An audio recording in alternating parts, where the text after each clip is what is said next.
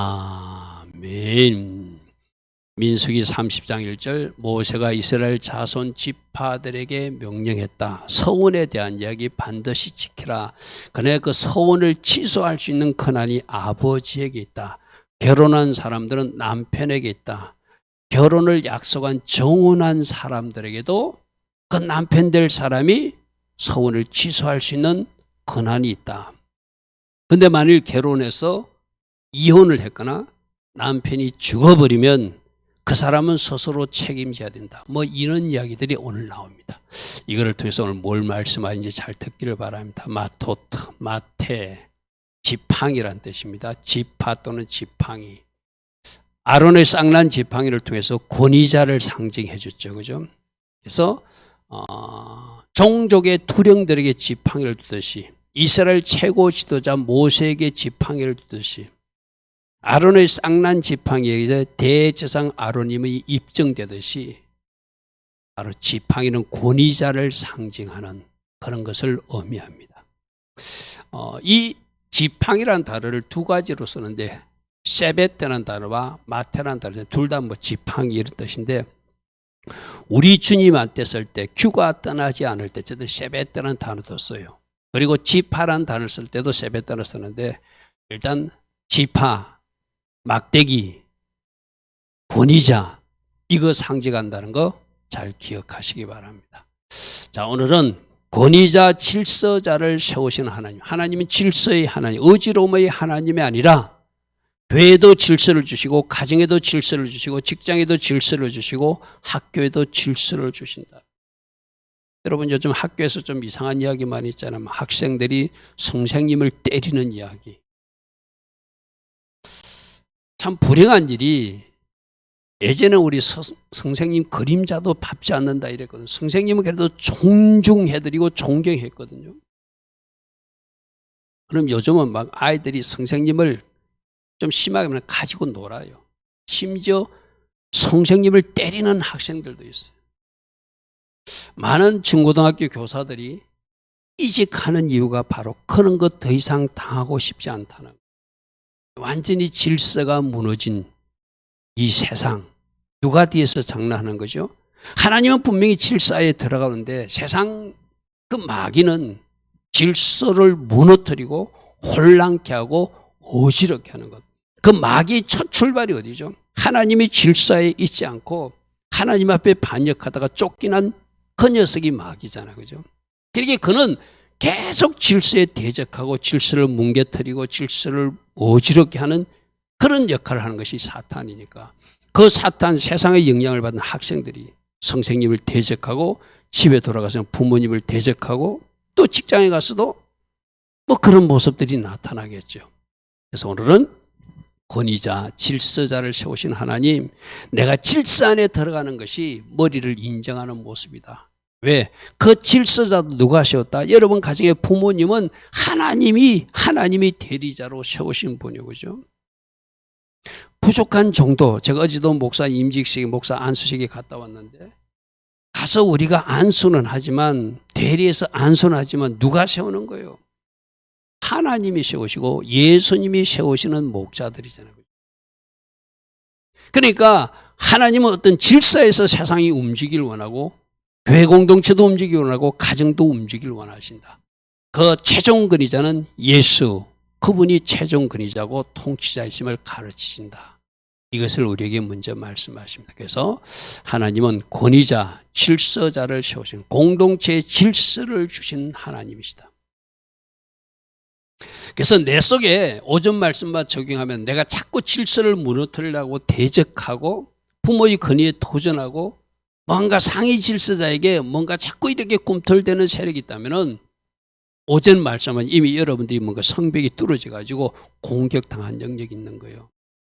그걸 정직하게 여러분이 인정하고 예수의 이름으로 그 나쁜 녀석을 쫓아내버려야 돼. 아멘. 그래야 여러분들이 질서에 순복하는 사람으로 하나님 세우신 질서를 존중하는 사람으로 하나님 주신 복을 받을 수 있다는 것이죠. 할렐루야 아멘. 어떤 제도 내가 이런 거 이야기했어요. 성부 하나님과 성자 예수님도 같은 하나님, 은혜의 제도는 같은 하나님이에요. 그러나 철저하게 성자 예수님은 죽기까지 복종하는 질서에 들어가셨어, 그죠? 담임 목사나 여러분들도 예수님한테는 처음 다 같은 제자예요. 은혜의 제도에는.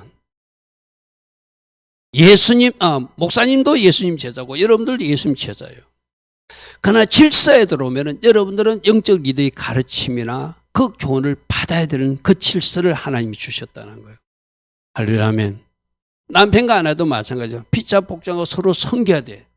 그러나 질서에 들어가면은 여자분들이 조금 억울하겠지만 성경적 질서는 남편이 머리고 여자는 그 머리를 존중해 줘야 된다는 것이 질서 제도거든요. 그죠? 이게 우리는 항상 성경 말씀을 정답으로 학교에서 어떻게 가르치든 여건 신장이니 뭐니 뭐 어떻게 가르치든 그건 정답이 될 수 없어요. 성경에서 죄라고 그러면 죄고 성경에서 아니라고 그러면 아닌 거예요. 그래서 저 동성애도 틀린 거예요. 세상 사람들은 뭐라고 이야기하든 성경에서 그것이 죄고 소돔과 고모라가 그래서 망했고 하나님이 저 동성애가 더 이상 온 세상을 덮어서 창일할 정도가 되면은 하나님은 이 세상에 문을 닫고 심판할 수밖에 없다는 것이 과거 역사를 통해서 가르치는 성경의 정답이거든, 그죠? 항상 말씀 정답이 무엇을 말하는가? 가정에서도 질서, 교회에서도 질서, 직장에서도 질서, 학교에서도 질서.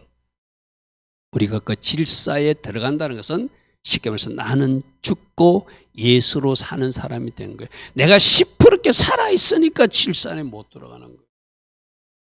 나는 죽었습니다 하는데 내가 어떤 질서에 왜 못 들어가겠어, 그죠?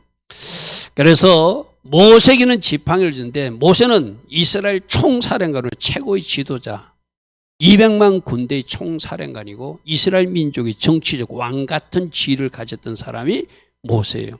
근데 이 지팡이를 누가 줬죠? 하나님이 주셨잖아요. 그러니까 하나님은 이 모세가 지팡이를 들고 홍해 바다를 손을 내밀면은 홍해 바다가 갈라졌어요. 할렐루야 아멘. 반석에 물이 나올 때 이 지팡이를 치면 물이 나왔어요. 하나님의 능력과 임재를 상징하는 그런 지팡이로 역사하셨죠. 그래서 처음에 모세도 하나님 만나기 전에 자기가 가진 지팡이가 있었거든요. 하나님 묻습니다. 네 손에 무엇이 있느냐? 지팡이가 있습니다 하니까 그거 던지라고 그래요. 던지니까 뱀이 된다는 것은 하나님이 주신 지팡이 말고 내가 가졌던 지팡이는 사단이 주는 어떤 속성을 가진 자기 의를 주장할 수도 있고 자기 방법을 주장할 수 있고 자기가 옳다고 생각하는 어떤 것이 그 내가 가진 지팡이에요. 자, 오늘 이 밤에 우리 모두 보고 말합니다. 내가 가졌던 지팡이를 던져버리라고 말해요. 내가 가졌던 지팡이를 던지면 거기 뱀이 될 것이다.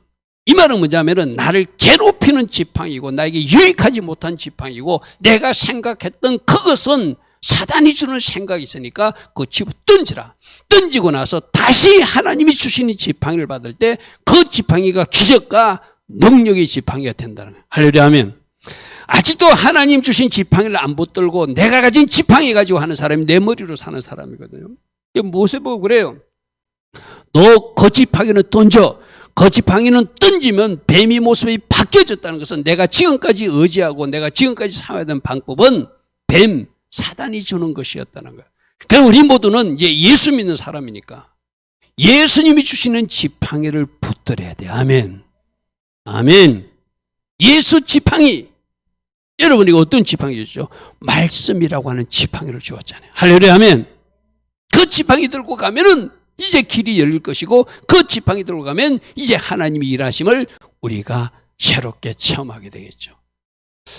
자, 그 지팡이 가지고 홍해 바다를 칩니다. 네가 지팡이를 가지고 홍해 바다 위로 내밀어 볼라. 그것이 갈라지게 될 것이다. 출애굽기 14장 16절에 지팡이를 들고 손을 바다 위로 내밀어 그것이 갈라지게 하라. 조금 전까지 자기가 가졌던 지팡이로는 그렇게 안 돼요. 그러나 하나님이 새롭게 지어준 그 지팡이를 딱 들으니까 이제 하나님이 기적을 행하시는 능력의 지팡이 되어서 그 앞에 넘실대던 홍해 바다를 하나님이 능력으로 갈라주는. 할렐루야 아멘.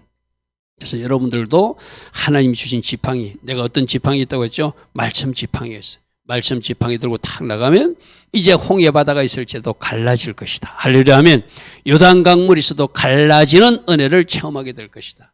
여러분들이 하나님 주신 지팡이 들고 나가면 기적의 지팡이가 될 것이다. 물이 필요할 때 내 지팡이를 들고 가라. 그리고 반석을 치라. 출애굽기 17장에서 그렇게 말해요. 그죠? 17장 6절. 내가 호렙산에 있는 그 반석 위 거기 내 앞에 서리니 너는 그 반석을 내가 준 그 지팡이로 한번 쳐봐라. 할렐루야 아멘. 그랬더니 그 반석이 깨지면서 물이 나오더라. 물론 이거는 영적으로는 십자가에서 죽으시는 예수님 모습을 출애굽기 17장에 보여준 사건이기도 해요. 주님이 주신 지팡이로 반석을 쳤더니 바위를 쪼개서라도 물 주신 하나님. 할렐루야 아멘. 할렐루야 아멘. 기적의 지팡이를 그렇게 하나님이 사용하라 말씀하세요. 아말렉과 전쟁 때는 어떻게 했죠? 하나님이 지팡이를 들고 산으로 올라가서 기도할 때 들고 하는 지팡이가 되었어요. 하나님 주신 지팡이 들고 나는 싸우러 가지 않고 하나님 앞에 기도하러 왔습니다 하고 두 손을 들고 뭘 들고? 지팡이 들고 두 손 들고 기도했을 때 그들이 이기더라. 할렐루야 아멘. 자 9절 봅니다. 모세가 여호수아에게 이르되 우리를 위하여 사람들을 택하여 나가서 아말렉과 싸우라. 내일 내가 하나님이 주신 지팡이를 손에 잡고 난 산 꼭대기에 올라가서 이 지팡이 들고 내가 기도할 것이다. 11절 모세가 손을 들고 기도하니까 이스라엘이 이기고 손을 내리고 잠시 기도를 쉬니까 누가 이기더라? 적들이 이기더라. 할렐루야 아멘. 오늘 우리 오전에 말씀드렸어요. 파수꾼은 기도로 깨어있는 사람이다. 기도하여서 여호와로 쉬지 못하게 하라. 할렐루야 아멘. 그러면 적들도 물리치는 승리도 있을 거지만 그 기도로 껴있는 사람들에게 하나님이 전략과 비밀이 보여져서 그것을 선포하는 또 다른 메신저로 쓰임받게 될 것이다. 할렐루야 아멘. 할렐루야 아멘. 아론에게는 어떤 지팡이 줬죠? 고라일 땅들이 막 반역을 일으키고 원망하니까 다시 한 번 더 하나님이 쌍난 지팡이를 보여주면서 내가 세운 대제사장은 아론이다. 지팡이 12지파 다 가져와 봐라. 너희들이 아니고 내가 세운 대제사장은 아론이니까 이 대제사장의 영적 권위에도 도전하지 마라. 여러분 고라일 땅은 저 종교적 지도자 자리 아론의 지팡이 자리를 원했고 르우벤 지파들은 자기가 장자들 후손이라고 모세의 자리, 정치적 지도자의 자리를 원해서 그들이 짝짝꿍이 돼가지고 도전한 것이 고라일 땅 사건이거든요. 그때 하나님이 그들을 심판하고 나서 또 백성들이 원망불평하니까 너희들 지파 다 가지고 와. 12개 지팡이 다 가져오면은 어느 지파에서 싹이 나는지 내가 보여줄게. 그래서 내가 택한 자의 지팡이에는 싹이 날 것이다 하고 그 이튿날 보니까 17장 8절 이튿날 모세가 정거의 장막에 들어가 본 적 레위 집을 위하여 낸 아론의 지팡이에 움이 돋고 순이 나고 꽃이 피어서 살구 열매까지 맺히는 기적을 보여주면서 내가 세운 대제사장은 아론이니 도전하지 말라. 이 지팡이 어디다 갖다 놔라? 법궤 앞에 갖다 놔라. 할렐루야 아멘. 널 기억하라. 정표를 줬다고 그래서 그죠? 하나님이 어떤 표를 주면서 다시는 이런 일을 하지 말라고 경고의 표를 주었다. 이 시점 다 지팡이 사건이죠. 자, 저 표를 좀 보십시오. 거꾸로 볼게요. 백성들의 지도자는 12지파가 지도자고 그 12지파 족장들의 지도는 모세와 아론이고 또 모세와 아론의 통치자는 하나님이신 것을 맨 밑에 표로 보면 되겠죠. 그러니까 하나님이 머리시고 그 다음이 모세와 아론이 머리고 그 다음이 12지파가 머리고 그 다음이 백성들이라는 거예요. 그런데 지금 백성들이 누구에게 지금 도전했죠? 모세와 아론 자리에 도전했던 사건이 고라일 땅대 사건이잖아요. 그죠? 그러니까 12지파조차도 저 질서 안에 들어가기를 원하시는 거예요. 12지파들도 지팡이를 주었어요. 지팡이 줬지만 너희들이 가진 지팡이는 아론의 지팡이와 다르다. 모세의 지팡이와 다르다. 그거 이야기하는 것이 그죠?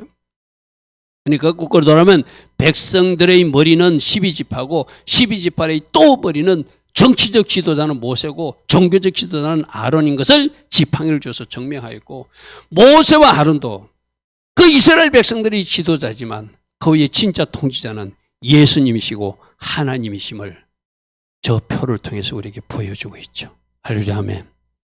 그러므로 마토도 주간 하나님 세우신 권위에 순종하고 하나님 주신 질서를 주장하면서 항상 내 자신을 질서에 두라. 질서에 두라. 이것이 자기 부인을 나는 죽고 예수로 산다고 하는 그 훈련에 승리하는 모습이에요. 그러니까 내가 자꾸 그 위치가 아닌데 그 위치에서 내가 그 상위 지도자하고 부딪히면은 뭔가 내가 죽지 않은 거예요. 자기 부인이 이루어지지 않은 거예요. 내가 하나님이 세우신 질서를 존중하지 않는 거예요. 그것을 우리 주님은 다시 한 번 더 순복하고 존중하면서 질서 안에 편입되면은 그 일로 인하여 네가 순종했기에, 네가 너 자신을 부인했기에 하나님 다음 단계 일하심을 보게 될 것이다. 이렇게 말합니다. 자, 최고의 지팡이는 통치자 예수님이 가지고 있어요. 여러분 각 가정에는 또 공동체, 여러분 직장이나 교회는 공동체 지도자가 있어요. 또 가정에 가도 지도자가 있어요. 그죠? 질서자가 있어요. 그래서 우리 저 질서자를 표시할 때 대제사장 아론이 흰 모자를 쓰듯이 우리도 저 영적으로 흰 모자 다 써야 된다고 그랬어요. 그죠? 나시린들은 뭐라고 했죠? 머리를 기르면서 상위 질서자가 있는 것을 표했다고 그랬죠.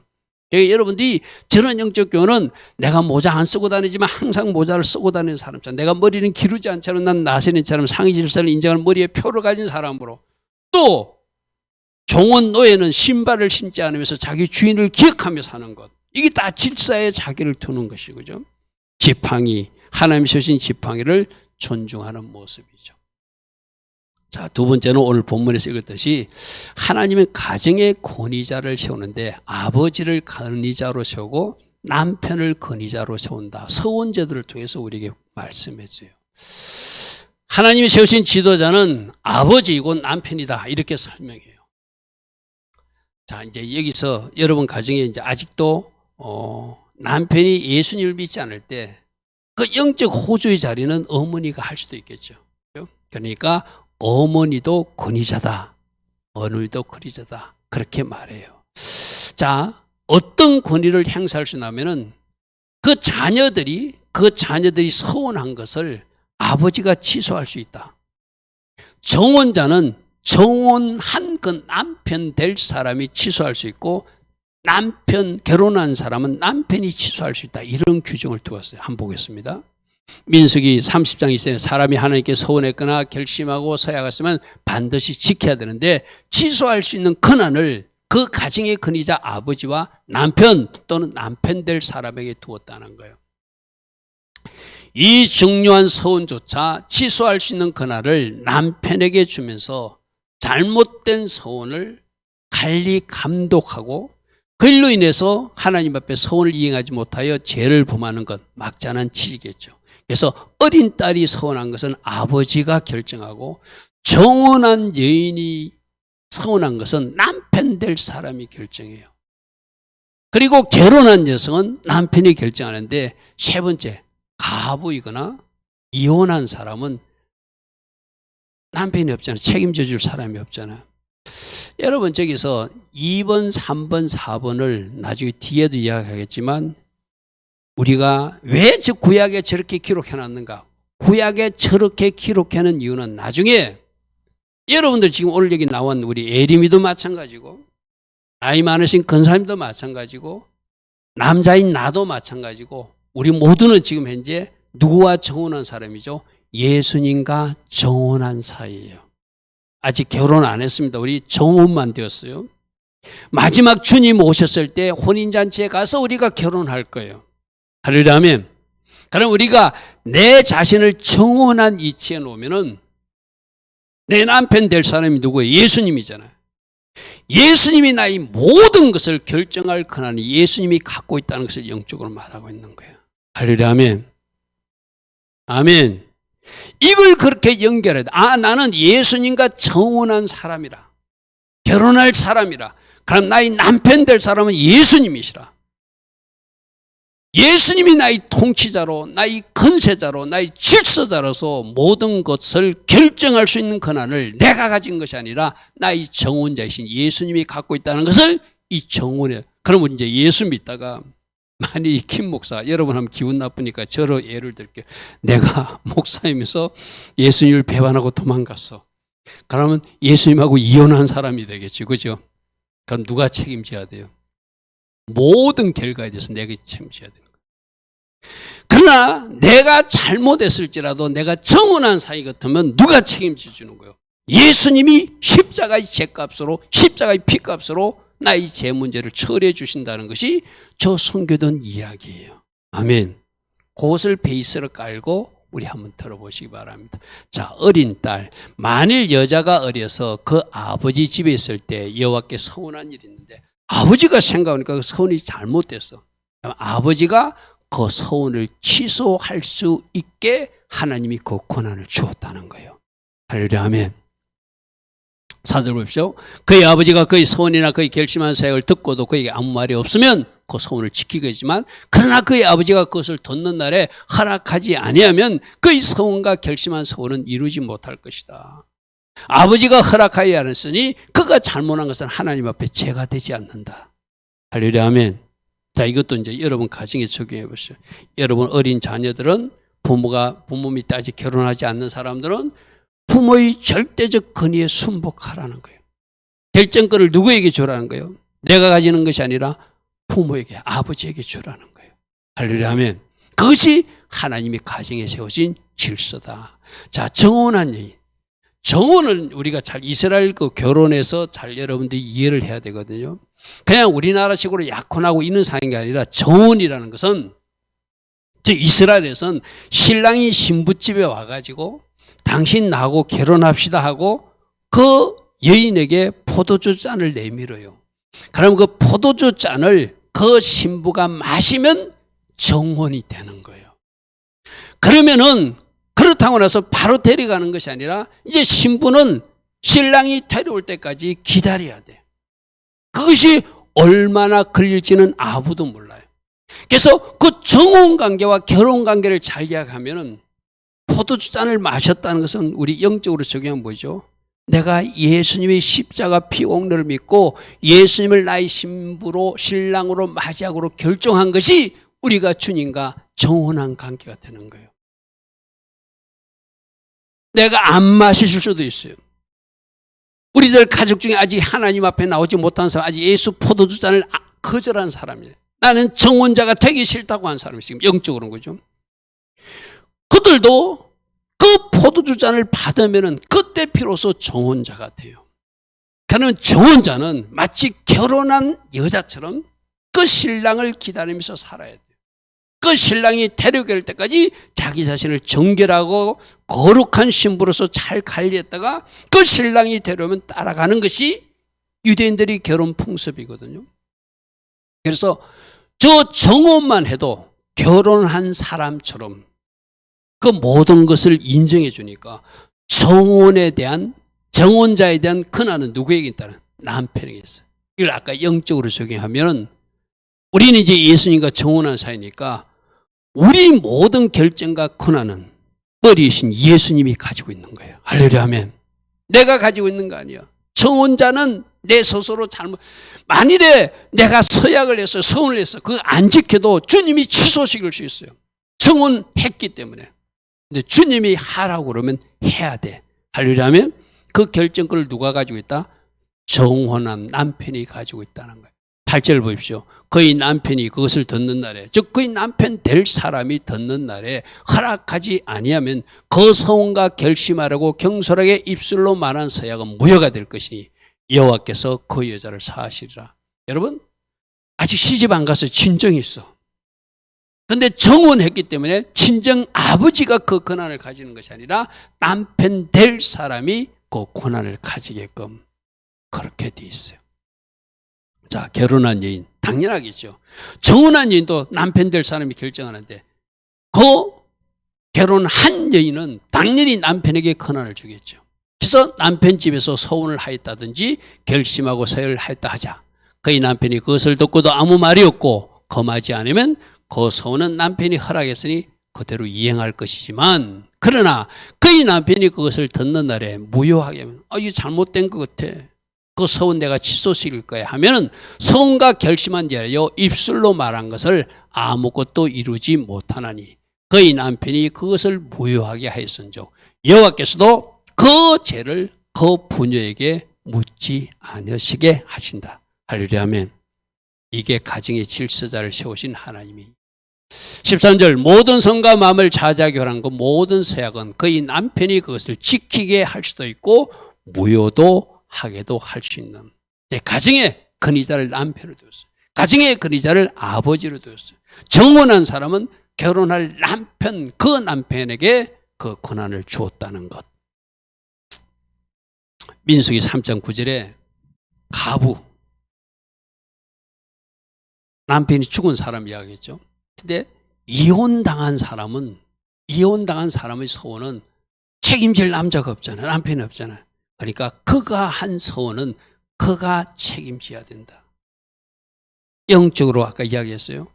우리가 예수 믿다가 세상으로 나갈 수 있잖아요. 그 사람은 영적으로 이혼한 사람하고 똑같이 정혼자가 없는 사람이잖아요. 그죠? 그 사람들은 그가 행한 모든 일에 책임을 자기가 져야 된다. 그것을 저 말씀 속에서 가르치고 있어요. 고린도전서 11장에도 머리 이야기가 나오죠. 남자의 머리는 그리스도고 그리스도의 머리는 하나님이시고 여자의 머리는 남자다. 신학교 같은 데 가서 가르치도 말씀을 알고 있으면서도 학교 교육을 그렇게 받아놓으니까 막 저는 그 가르치면은 입이 좀 툭 튀어나오는 사람들이 있어요. 말씀을 받으셔야 돼요. 아멘. 말씀으로 받으면 하나님이 그 말씀 물타래 안에 들어온 사람들을 보호하시고 책임지시고 공급하시고 또 더 높은 단계로 업그레이드 시키거든요. 그죠? 그러니까 우리가 지금 세상에서 잘못 가르치는 게 참 많아요. 세상 지식들, 학문들, 또 뭔가 세상에서 말하는 소리들은 말씀과 틀릴 때는 그것을 밀어내고 말씀을 받아야 돼요. 에베소서도 그러잖아요. 아내들이여 자기 남편에게 복종하기를 주께 하듯 하라. 주께 하듯 하라. 이는 남편이 아내의 머리됨이 그리스도께서 교회의 머리됨과 같다. 그래서 사도 바울은 에베소서도 저 원리를 가르치고 있어요. 아내들도 범사에 모든 일에 자기 남편에게 그 질서에 들어가서 복종하라. 이것이 말씀이에요. 그죠? 저런 말씀들은 누가 들어야 되죠? 여자분들이 아멘하고 받으셔야 돼요. 그런 남자분들은 또 어떤 말씀을 받으죠? 그리스도가 교회를 자기 목숨을 버려가면서 사랑하듯이 남자들은 그 아내를 그렇게 사랑해야 된다. 그 말씀을 또 아멘으로 받아들여요. 서로가 자기에게 하나님 주신 말씀을 아멘으로 받아야죠.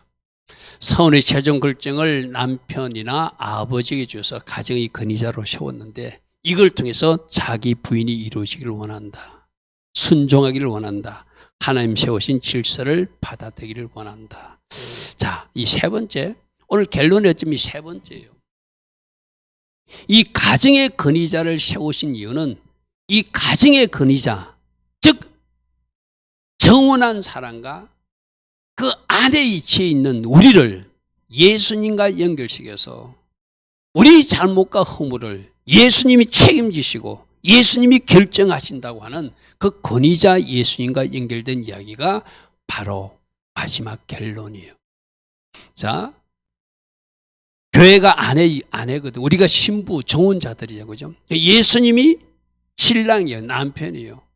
에베소 5장 24절에도 교회가 그리스도께 하듯 아내들도 범사에 자기 남편에 복종하듯이 신랑과 신부의 관계가 우리 바로 교회와 예수님의 관계거든요. 그럼 조금 전에 그 말씀을 적용해가지고 아내가 우리가 정혼자인 우리가 아직 아내는 안 됐죠. 우리는 정혼자가 정확한 표현이죠. 우리가 잘못 서운한 것도 취소할 수 있는 권한을 내가 가지는 것이 아니라 누가 가진다? 예수님이 가진다. 그런데 예수님이 그거 하라고 그러면 해야 되고 예수님이 안 해도 돼. 내가 그에 대한 죗값을 너에게 묻지 않아 하면 예수님이 책임지시다는 거죠. 그래서 우리가 예수님 권위 아래 들어가서 자, 저 말씀을 잘 한번 보십시오. 민수기 30장에 조금 전에 읽었던 말씀 우리 해동해서 부녀를 우리 교회로 적용해 봅시오. 그의 남편 즉 예수와의 집에서 서원을 하였다든지 결심하고 서약을 하였다 하자.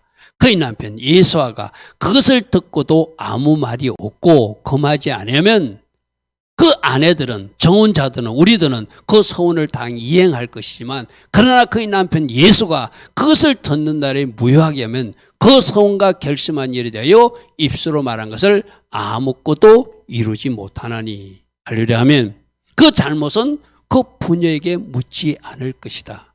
할렐루야 하면 그대로 적용해 보십시오. 그러니까 우리가 예수님 건의 아래 들어가면 우리 잘못과 허물은 예수님 십자가 안에서 속죄의 원리로 다 처리되고 예수님이 책임져 주신다는 저 사죄의 원리하고 속죄의 원리하고도 연결되는 말씀이 바로 이 말씀이에요. 교회의 구성원과 모든 우리 결정은 누가 해야 된다? 예수님이 하셔야 된다. 할렐루야 하면 교회 사역과 중직자를 세우는 문제, 또 여러분들도 마찬가지거든요. 그럼 여러분들이 청혼자, 여러분들이 마음대로 결정하는 것이 아니라 여러분들이 결혼이라든지 사업이라든지 중요한 결정도 누구로 결정하게 하라? 주님으로 결정하게 하라. 왜? 그분이 최종 결재권자, 권위자이시기 때문이다. 따릅니다. 모든 결정은 예수화로 하시게 하라. 아멘. 예수님을 머리로 받아들이고 그분께 순복함으로 자기 부인을 이루어서 그 권위자 안에 들어가면은 그 권위자 안에 들어가는 것이 속박이나 멍해가 아니라 그 권위자 안에서 보호받고 그 권위자 안에서 누리게 하기 위해서 그 울타리 안으로 들어오라 한다는 것이죠. 할렐루야 아멘. 그러므로 예수님의 권위를 인정하고 그 통치를 받기 시작하면 그분이 보호하시고 그분 안에서 누림이 있다. 이렇게 말씀하세요. 여자의 잘못을 남편 결정으로 용서해 주듯이 그리스도께서 우리 잘못도 무효화시키고 우리 죄도 용서해 주는 속죄의 원리로 연결한다면 정혼자의 우리 모든 잘못은 예수님이 책임주시는, 할렐루야 하면 예수님이 책임주시는, 언제 결혼하게 되죠? 장차 재림주님이 오실 때 그때 결혼하겠지만 우리는 아직 결혼한 상태는 아니지만 정혼자이신 남편이 책임져 준. 근데 누가 문제죠? 중간에 예수 믿다 떠난 사람, 이혼한 사람들, 세상으로 나간 사람들은, 예수와 헤어진 사람들은 자기가 책임져야 되니까 그 죄를 처리하는 방법이 없다. 그 잘못된 소원을 처리하는 방법이 없다. 자기가 책임져야 된다. 할렐루야 아멘.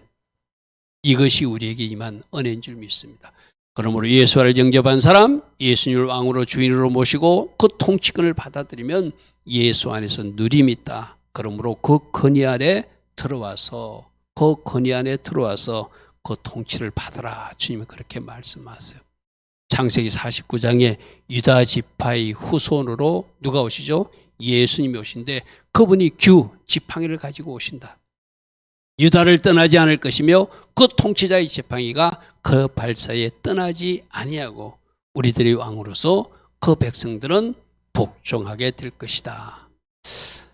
자, 결론 세 가지입니다. 하나님은 공동체의 권위자를 세우고 질서를 세우기를 원하신다.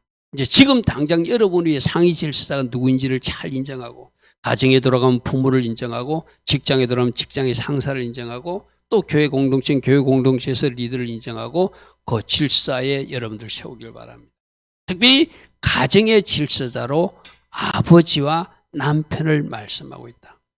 여러분 자녀들은 부모의 권위에 복종하시고, 또 여자분들은 성경으로 돌아가서 남편에게 복종하면, 할렐루야 하면 그 순종을 하나님이 축복하신다.